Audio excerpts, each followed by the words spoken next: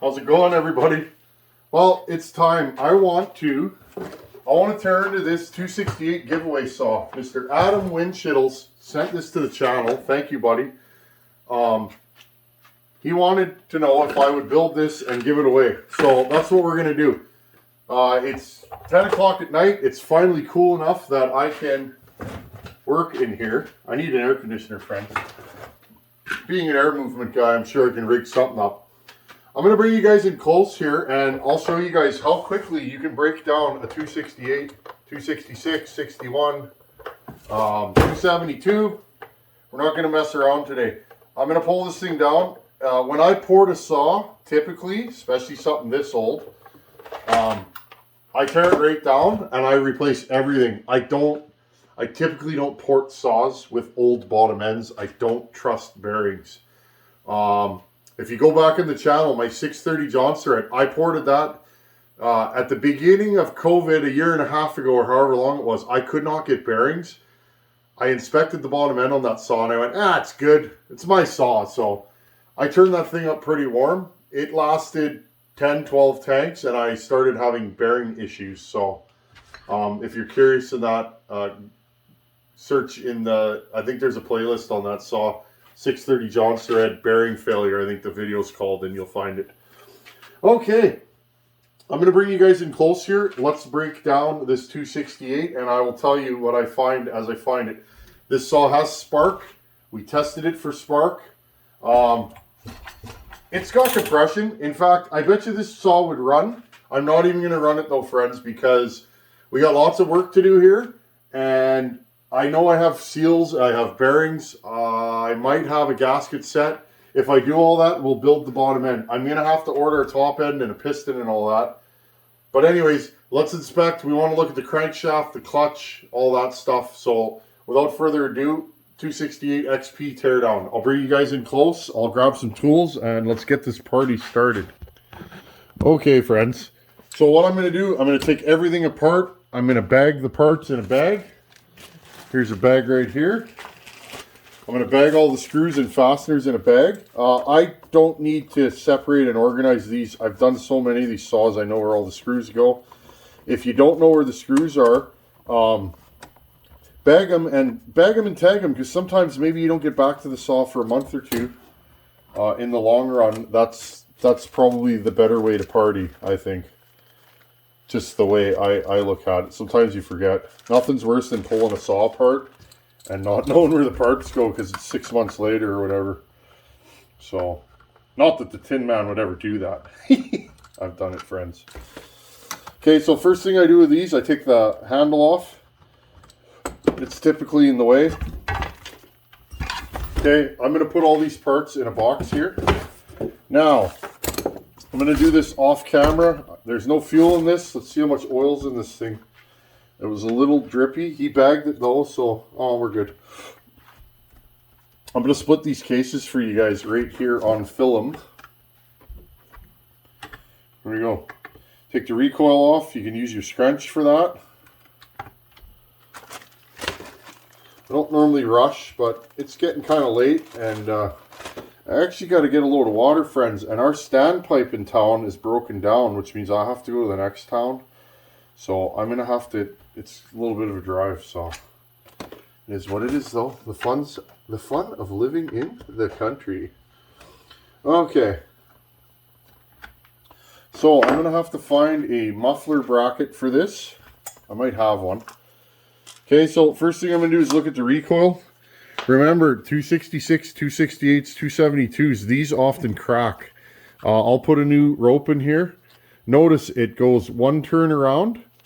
Okay, one turn around, pull it through, and then you melt the end. This is probably an original rope on this. Okay, I'll inspect this for cracks just like we did on the last saw. I don't know if I have any more, but we'll cross that bridge when we get to it. Okay, this is the air dam right here. Now, this is a newer saw than you guys have usually seen on this channel. Single coil, no igniter here, or trigger, okay? Some people call it a trigger.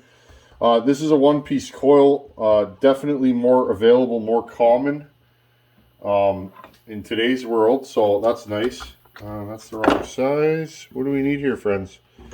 It's one of these. There we go. Just showing you guys, I cut my teeth. Some of the first saws I ported were these. They used to be common here, but I think I bought all of them. There was a good roll there where I was picking these things up.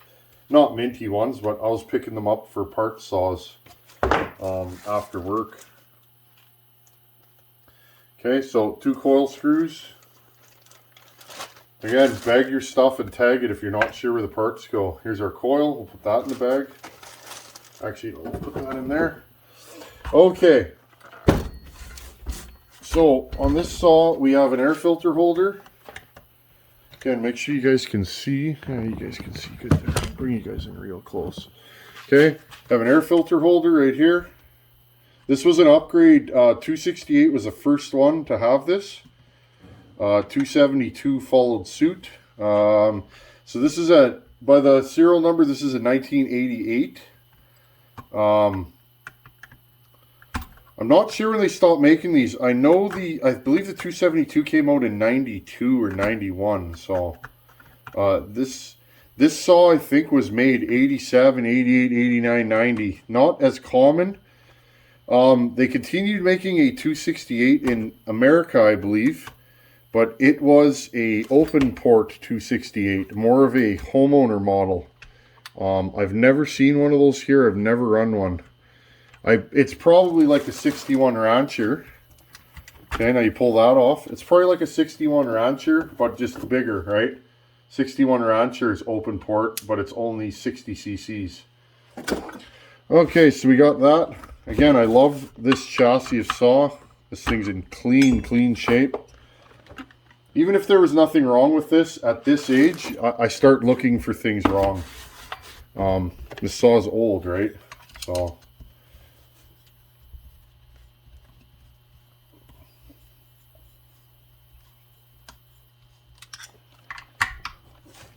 Okay, take these 2 bolts off. Again, we got washers on here and fasteners.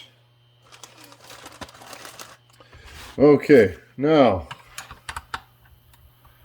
take off these carb bolts. This is where the ball end wrenches come in real handy.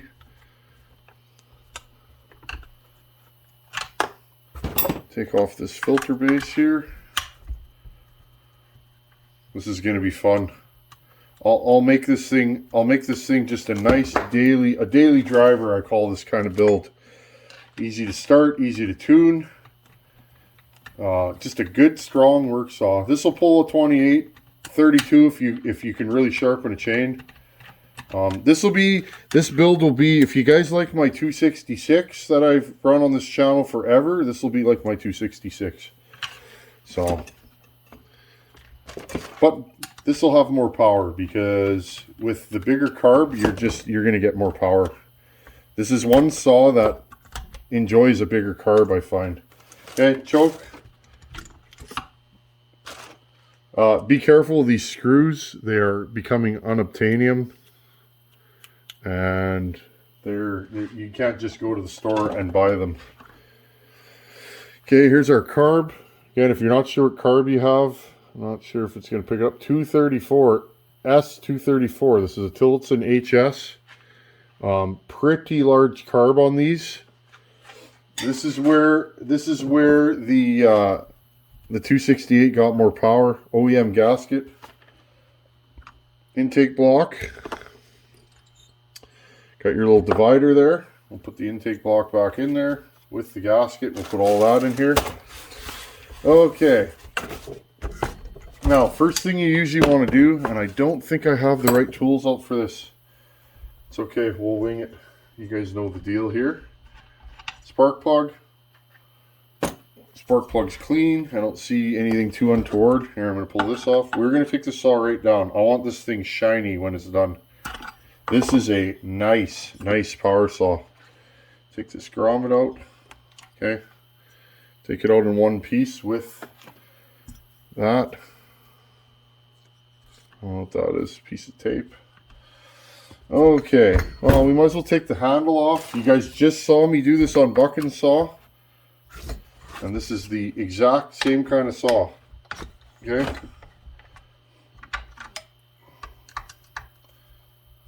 It is missing one of the bolts for the mount. We can inspect these mounts together. This is a good thing to show you guys. Well, I was talking about mounts are generally broken. Now, I find they're more apt to be broken if it's a West Coast saw versus an East Coast saw. Minnesota's no coast like me. He's a no coaster, so we can do half wrap, full wrap, no wrap, short bar, long bar. We have no coasty tendencies. So, but yeah, if it's a West Coast saw, you're probably gonna need mounts. These rubber mounts don't enjoy long bars.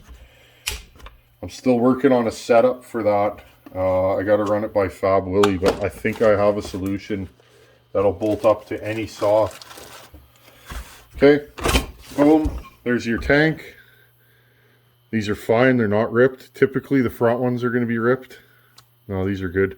So this one didn't have a screw, and I'm sure I have a screw in stock. But you can see that's usually what they look like. Tank's in good shape, no leaks. Okay, so we'll put that off to the side. Okay, now before you take the cylinder off, you want to take off the clutch and the flywheel. Just give me a second here, folks. Okay, friends, I just had to get a piece of rope. Oh, I have a feeling this saw was assembled and sent. This clutch was already loose.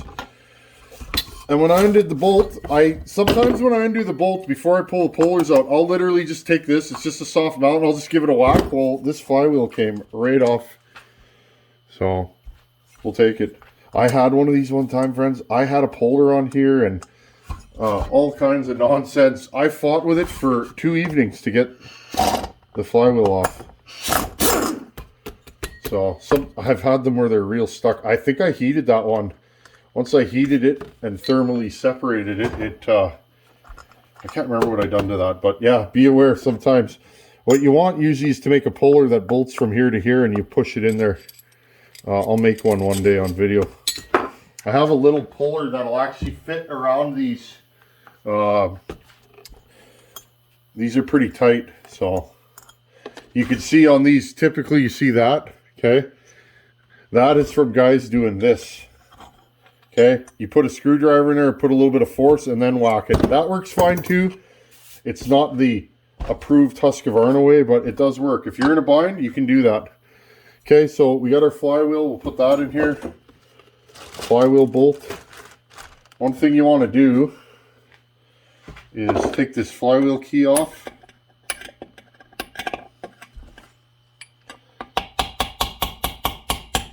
I have a habit of losing these. I drop them. See if we can get this out.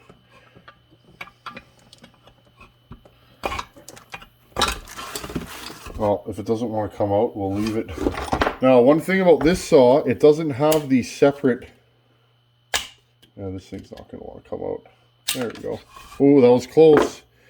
Circlips and flywheel keys.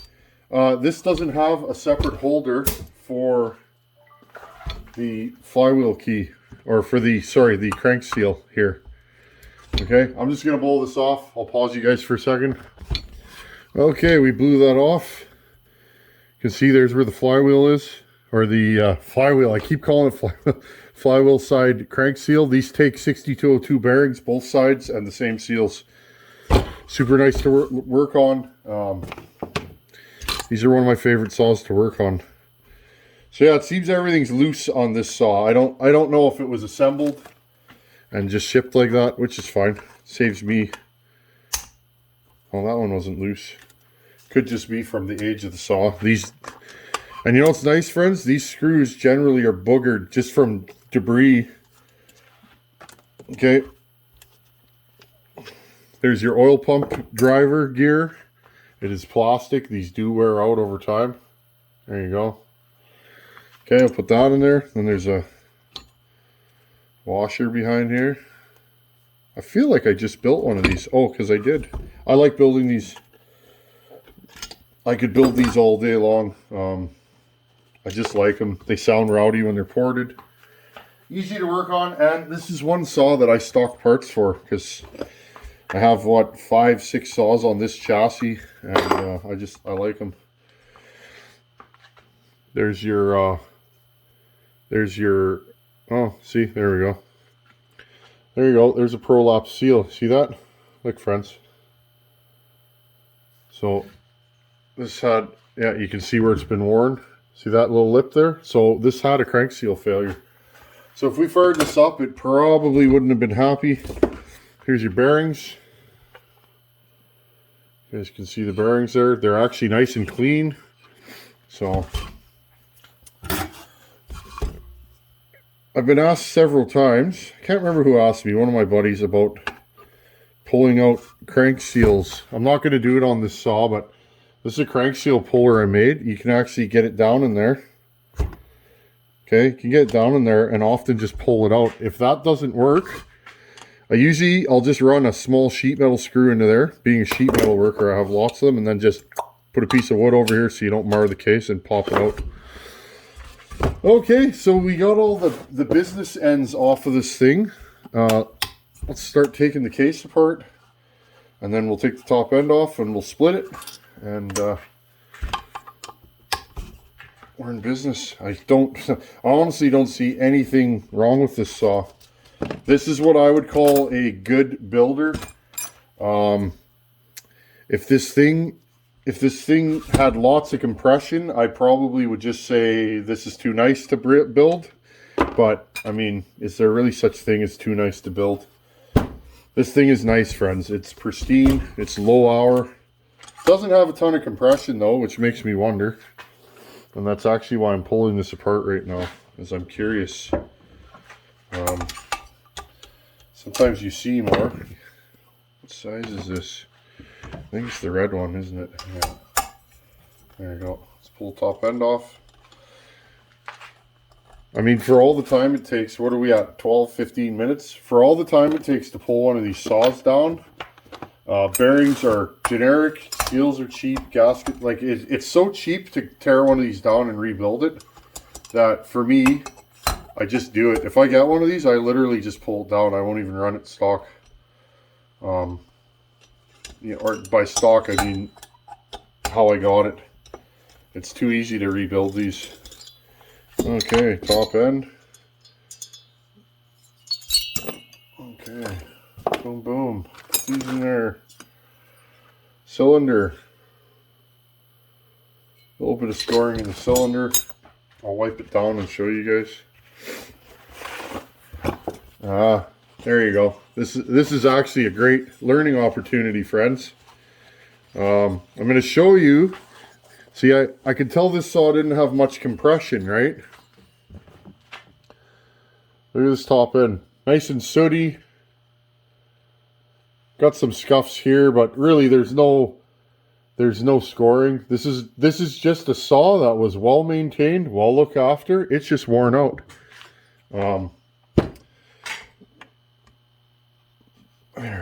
This ring, friends, is worn out, and I can tell.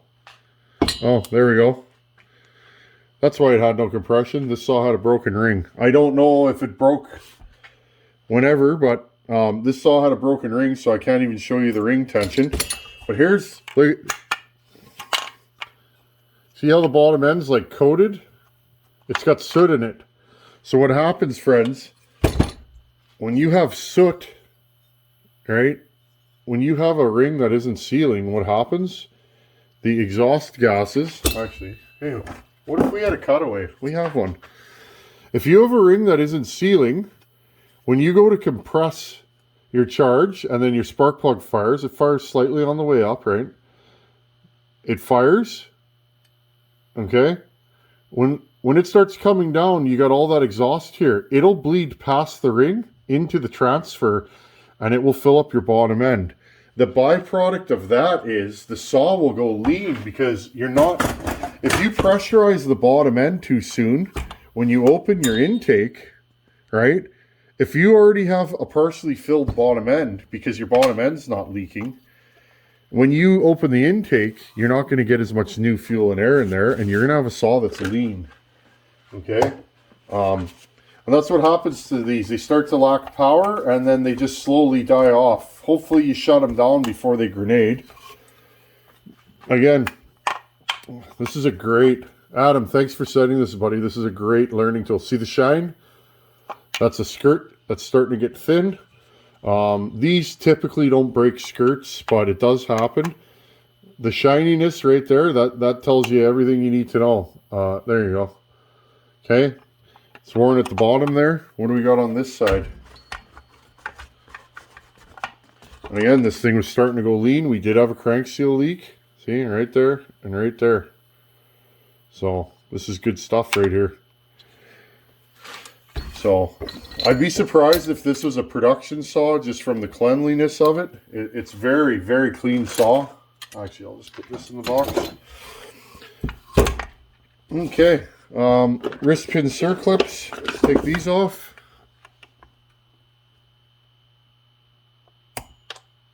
Shing! Right across my shop. Good thing we don't need that. Did you guys hear that? See? I do it too all the time. I usually just use a screwdriver. These get sooty and they don't like to come out, so... there you go. Let's grab a punch. Now, here we go, punch.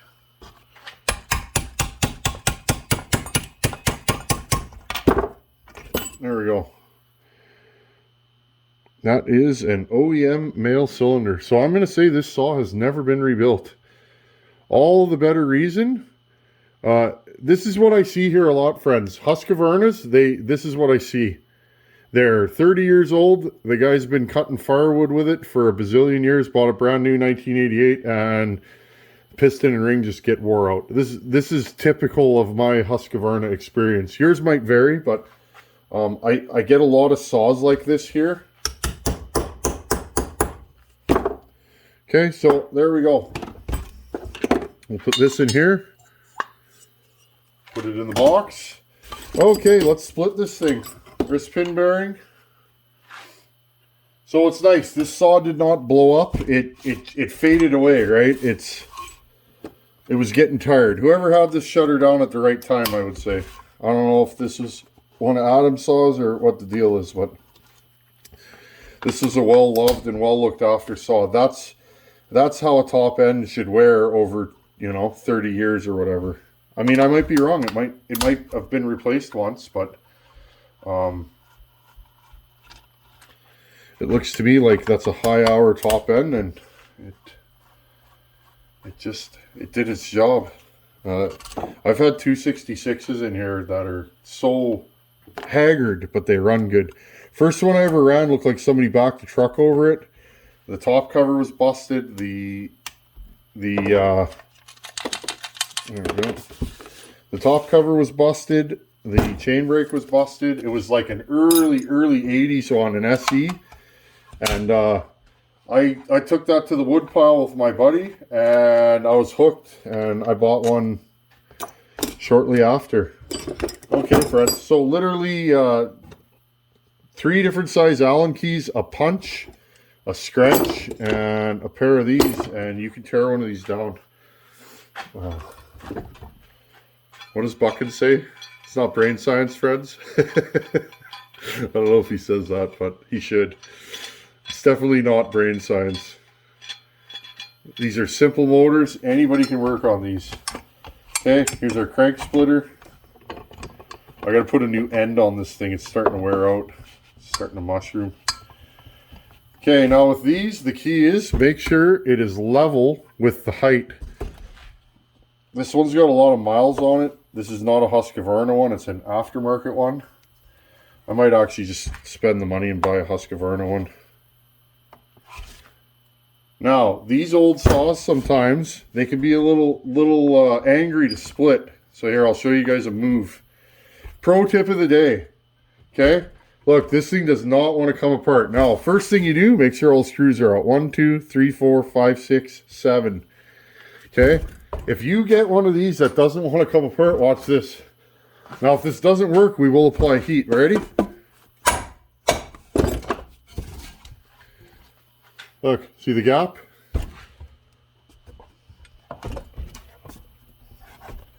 Remember that, because these things can be a bear to split. Think this thing's been together for 30 years. Okay?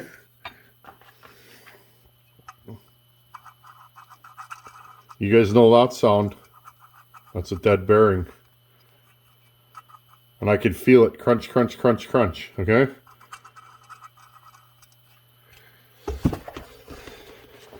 Now, whether I could feel that or not with the saw together, maybe. Sometimes you can't. So that's why I say for the price of these bearings, 6202 C3, you can get these at any bearing supplier. Yeah, this thing was ready to go bye-bye. So good save. I'm glad. I hate to see good saws like this blowing up. Again, I'm going to check this.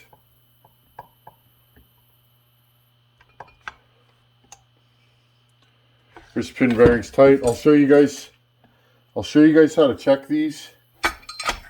This one looks worse than it is, I think, but we'll have a better look at it once I get this separated. Again, make sure it's on the bottom end, on the bearings. Again, see, ready?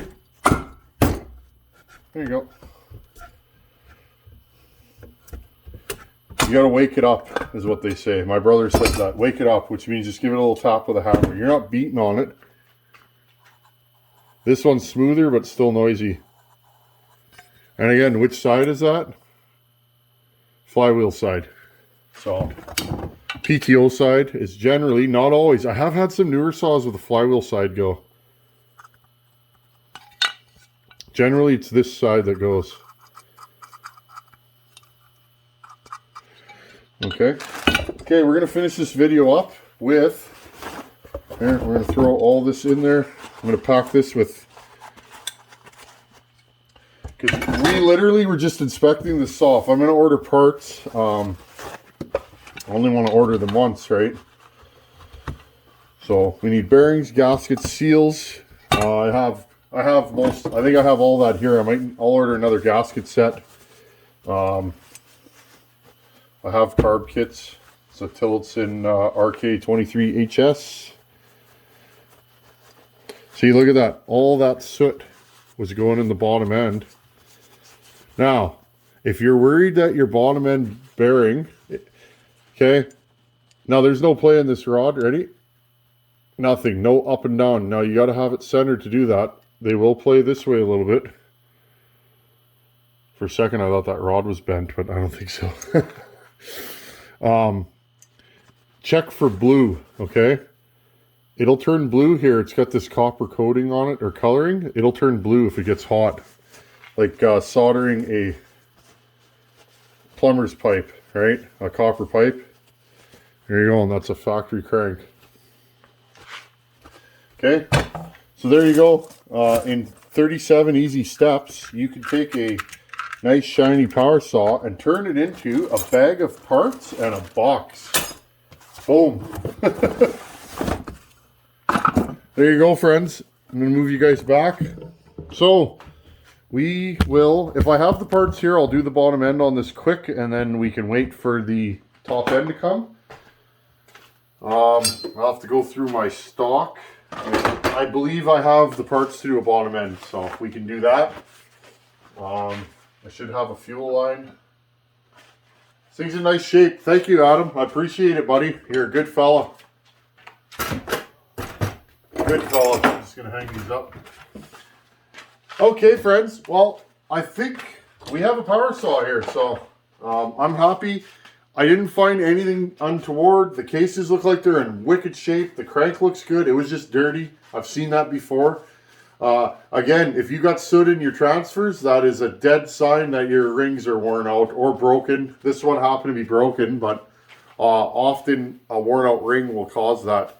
This was probably a good running power saw and that ring broke for whatever reason. I don't know I can't say that. What's weird is the ring is broken, but there's no damage in the cylinder, so perhaps somebody took it apart and broke the ring. I don't know.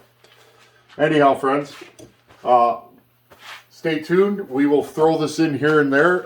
We're getting back to Buchan's 850, 922. We got the Echo 590, and I'm going to add another saw to the mix soon just because I'm in the mood.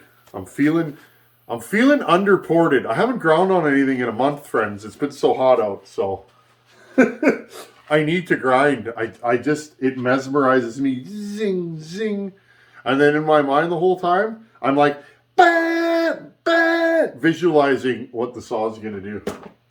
Anyhow, friends, I'm super humbled and honored that you guys want me to port power saws for you. And unfortunately, I can't do it on a large scale, but I want to do it like this. I would rather just port saws and give them away. I'm serious. I enjoy that. Buchan and I like horsing around. I got my buddy Caleb in Texas.